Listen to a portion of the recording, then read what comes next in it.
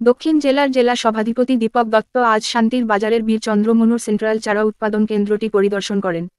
এখানে উল্লেখ্য যে জেলা সভাধিপতি এই প্রথম দক্ষিণ জেলার হর্টিকালচারের উপ অধিকর্তা সুমিত সাহাকে নিয়ে পুরো প্রকল্পটি পরিদর্শন করেন। রাজ্য সরকার প্রায় 4 কোটি টাকা ব্যয়ের আধুনিক মানের চারা উৎপাদন কেন্দ্রটি গড়ে তোলেন। প্রতি বছর এই উৎপাদন কেন্দ্র থেকে ইসরায়েলের প্রযুক্তি ব্যবহার করে বিভিন্ন রকমের প্রায় 2.5 থেকে 3 লক্ষ চারা তৈরি করা হয় বলে জানিয়েছেন দক্ষিণ জেলার হর্টিকালচারের উপ অধিকর্তা সুমিত সাহা। দক্ষিণ জেলার জেলা সভাধিপতি দীপক দত্ত জানান, গত আগস্ট মাসে সারা রাজ্যের সাথে পুরো দক্ষিণ জেলাতে বন্যায় কৃষকরা ব্যাপকভাবে ক্ষতিগ্রস্ত হয়। দক্ষিণ জেলা সভাধিপতি জেলার কৃষকদের কথা মাথায় রেখে রাজ্য সরকারের ঘোষণা অনুযায়ী এই চলতি মাসে সমস্ত কৃষকদের বিনামূল্যে একেবারে ফ্রি বিভিন্ন রকমের চারা প্রদান করবেন বলে জানান। আপনারা শুনেছেন ইতিমধ্যে আমাদের সাউথ ত্রিপুরা জেলার মধ্যে অবস্থিত বিচন্নমনতে যে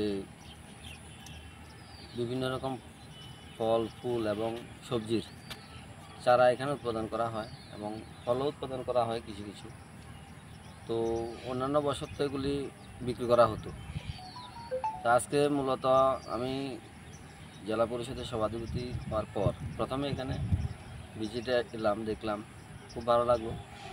তো দপ্তর এটা যেটা সিদ্ধান্ত নিয়েছে যে আমাদের এবারের বন্যায় কৃষকরা, আপনারা সবাই অবগত রয়েছেন, প্রচুর পরিমাণে ক্ষতির সম্মুখীন হয়েছে।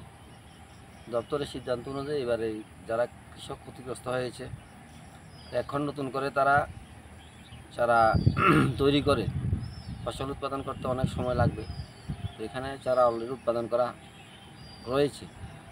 এখান থেকেই কৃষকদের ফ্রিতে বিনামূল্যে জেলার মধ্যে যতটুকু সম্ভব প্রত্যেকটি ব্লকের মধ্যে আমরা দপ্তর সিদ্ধান্ত নিয়েছে যে বিনামূল্যে চারাগুলি কৃষকদের মধ্যে বিতরণ করা হবে।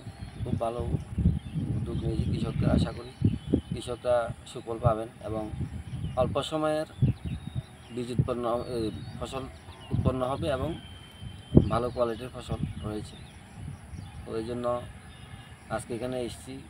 তো আমি আশা করি আগামী 1 সপ্তাহের মধ্যেই এই জেলার কৃষকরা এখান থেকে বিনামূল্যে বিভিন্ন রকম সবজির চারা পেয়ে যাবেন।